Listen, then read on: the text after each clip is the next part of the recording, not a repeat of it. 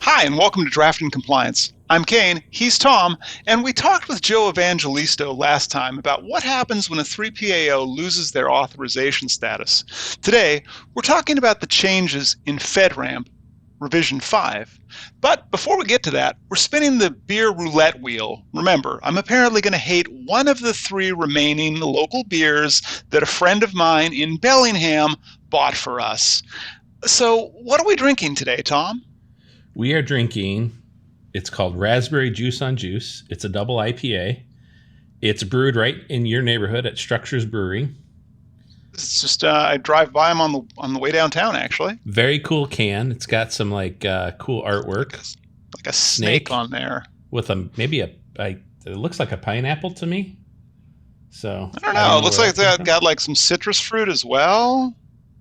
But it's a raspberry. It's a raspberry. It says raspberry juice on juice. Yes, and the last raspberry we tried was a sour. This is a double IPA, which would be much more up my alley. So I'm going to crack this beer. All right, well, let's see how this goes. At least it's local, which I like. You know, Tom, we're going to have to get some of your local brews out of they do make a beer in Iowa, right? Oh, they make really good beer in Iowa. Oh, we're going to have to do that at some point. I'm enjoying the scent. Ooh, look at that color. Well, it has a color. We're into this color again. Very hazy. What is the thing with pink beer lately, Tom? Is that like just the color of the season? Well, it's obviously we did another raspberry beer here, so you're going to see some of that color. But the color on the camera, I don't think gives this one quite the justice that it deserves. It's more of it's kind of brownish. Dark grapefruit is what I'm seeing. Yeah, it's kind of brownish, pinkish, but yeah, I could go with grapefruit color. But again, this is one of those that does not fit in the glass, no matter what I try. Maybe I'll fit the rest in. What are you smelling there? That's I'm not smelling so you raspberry. Said this was an IPA, and I can confirm this smells of an IPA because you and I have had enough IPA before for me to know what they smell like.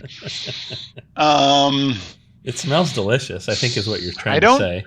No, that is not what I'm trying to say, but good try. I don't smell the raspberry at all. I don't either, which surprises me a little bit. I mean, there's something sour in there. Yep, I can smell a little sour. But, it doesn't, there's not a characteristic, like citrusy smell or anything like that you get with normal IPAs. So let's maybe taste it and see what we think. Sure.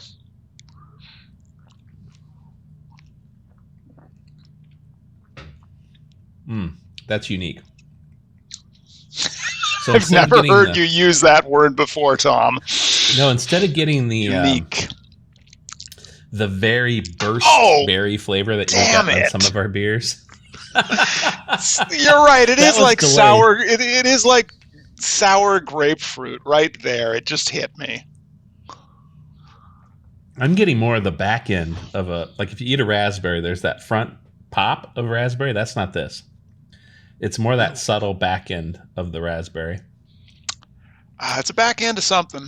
We can agree on that point here. It's definitely got that. I'm actually enjoying it. This has some of the characteristic hoppiness.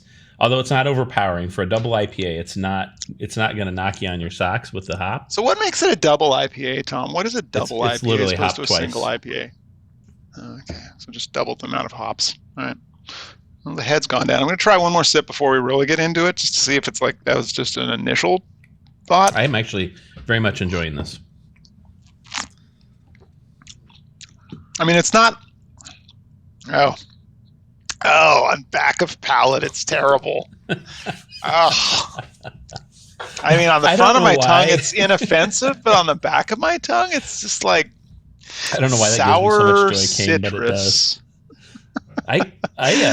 I really enjoyed the front and the back of this. The front has a very unique raspberry flavor, and I want to make sure we say unique because it's not that burst of berry flavor. It's more that subtleness on the back of it, but there's a lot of it there.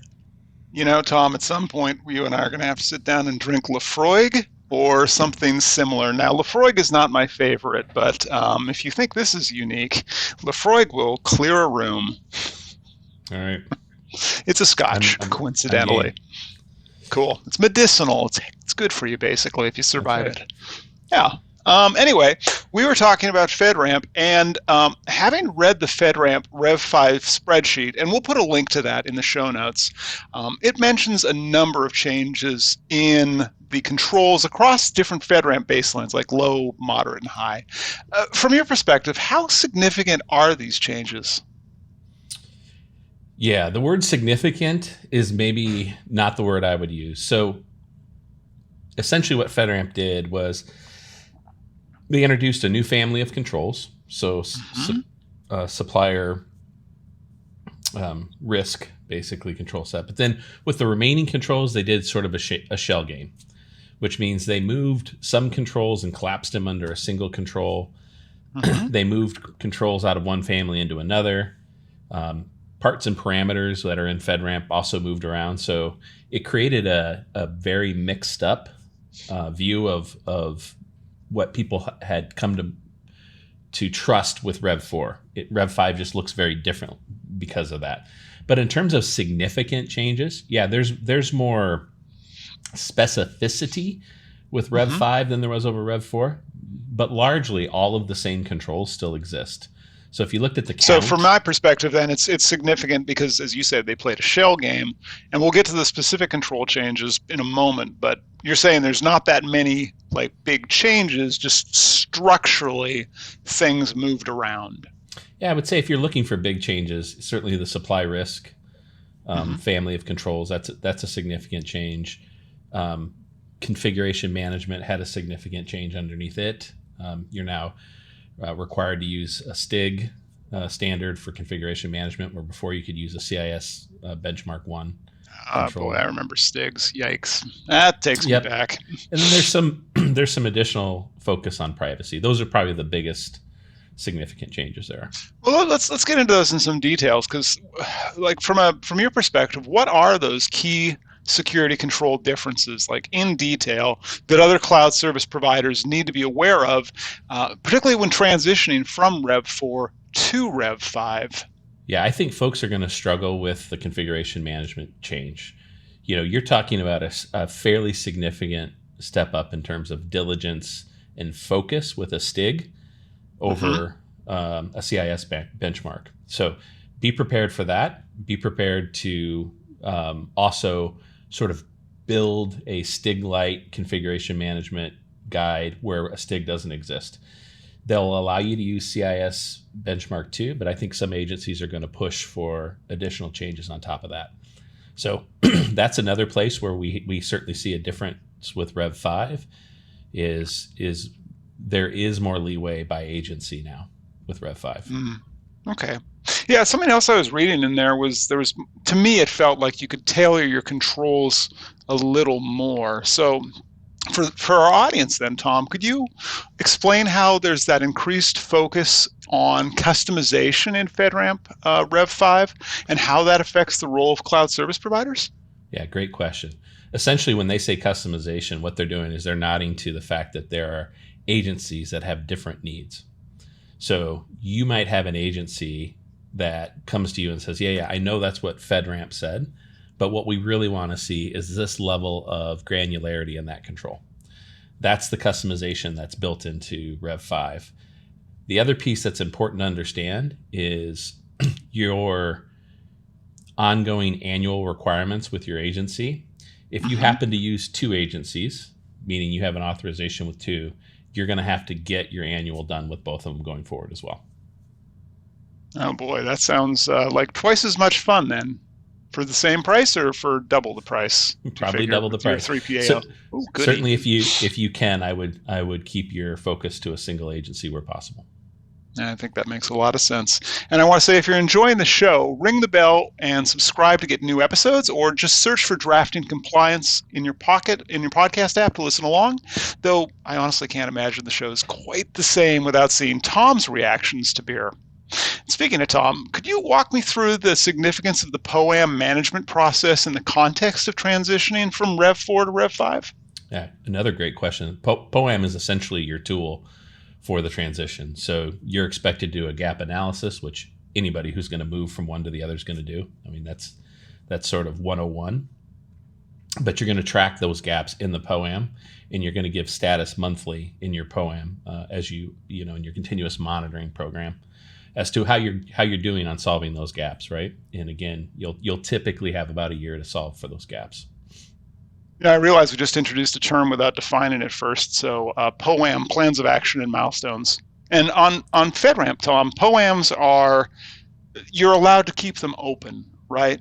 This is not analogous to CMMC where there's been that drive to closure on POAMs, right? Well, there's still a drive to closure. The difference, I think, is there will be some agency back and forth on POAM items.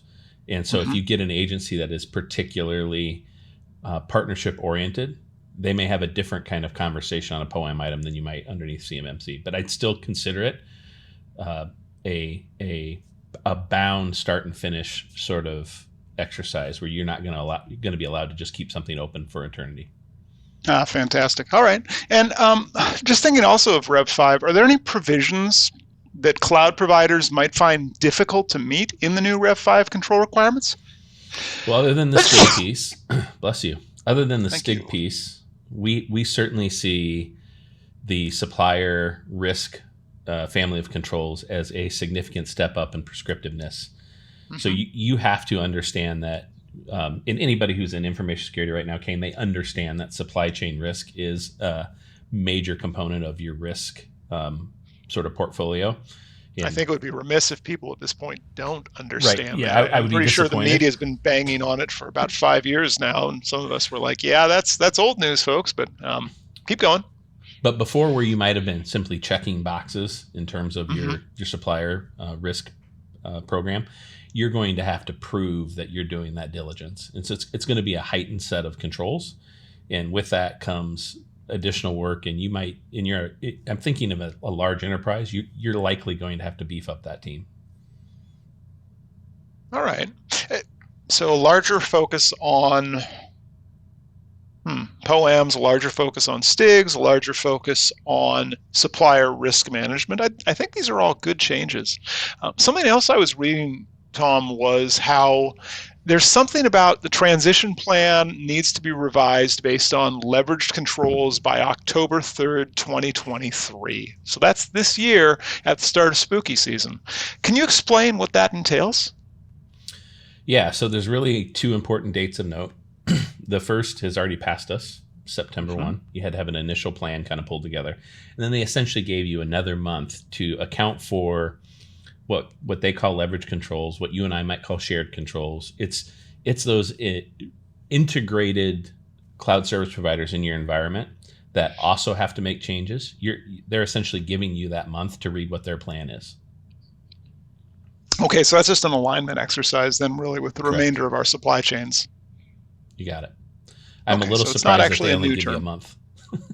Oh, that's fair. I guess if everybody's got all their controls and plans and transition plans done by the start of September, they should be willing to share them. And okay, yeah, you're right. That is a bit tight.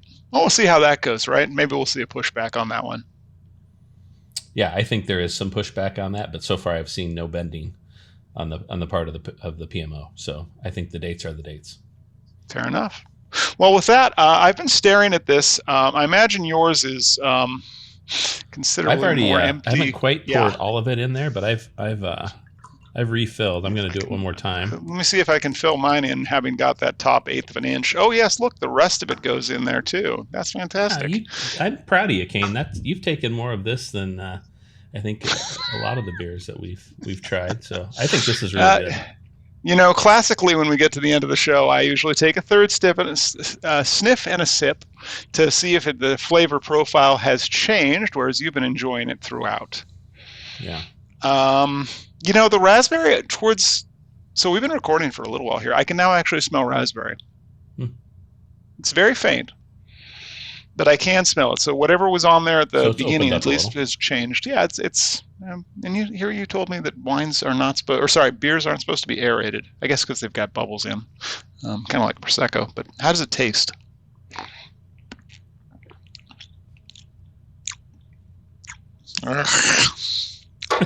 Oh, now it's like drinking flat grape juice or grapefruit juice. Oh. So I'm dying to hear how you rate this one, Kane. Well, what I'll say is this. If you like flat, stale grapefruit juice, this would be a great beer to start your morning. Just remember the grapefruit does have some medicinal interactions, so keep that in mind. On a scale of 10 points, I'm not going to give it a 2 because 2 seems to be the low water mark for things that I am absolutely taken aback by, but I am going to give this a very strong 3 out of 10. What about you, Tom? Yeah, I'm definitely different than you are, Kane. This has a lot of character, so I like that. It has interesting flavor profiles. When it says raspberry, I think most people will think it's going to taste different than it does. When you combine the raspberry with double IPA, you get some hop character to combine with it. So I think that's a very interesting beer. The only thing that gives me a little bit of pause on this is I don't have as much of the hop that I would expect with a double IPA. So it's pretty tame in terms of hop. So if there's IPA drinkers out there that like the subtleness of some of the newer IPAs, they'll like this one better. And then you keep mentioning grapefruit. I do get a little bit of grapefruit in this. I don't think it's very strong. So I think of my wife makes me take grapefruit seed extract drops when I have a sore throat. And those are absolutely the worst thing on earth to put in your mouth. So this isn't that at all. This is pretty subtle and it's balanced nicely. So I like it. I'm going to give it a 7 out of 10. Well, okay, so I gave it a 3, you gave it a 7, and Tom, I will challenge you. Try oregano oil if you want to try the absolute worst. I've tried that as well. Oh, and you're still saying grapefruit is worse than that. I've not tried the grapefruit. Okay, well, I can try that. Maybe not on camera, though. But with that, I think we've hit the end of today's episode. So again, thanks to everyone for watching. Please do like and subscribe. And we'll see you next time with another special guest and another unique beer.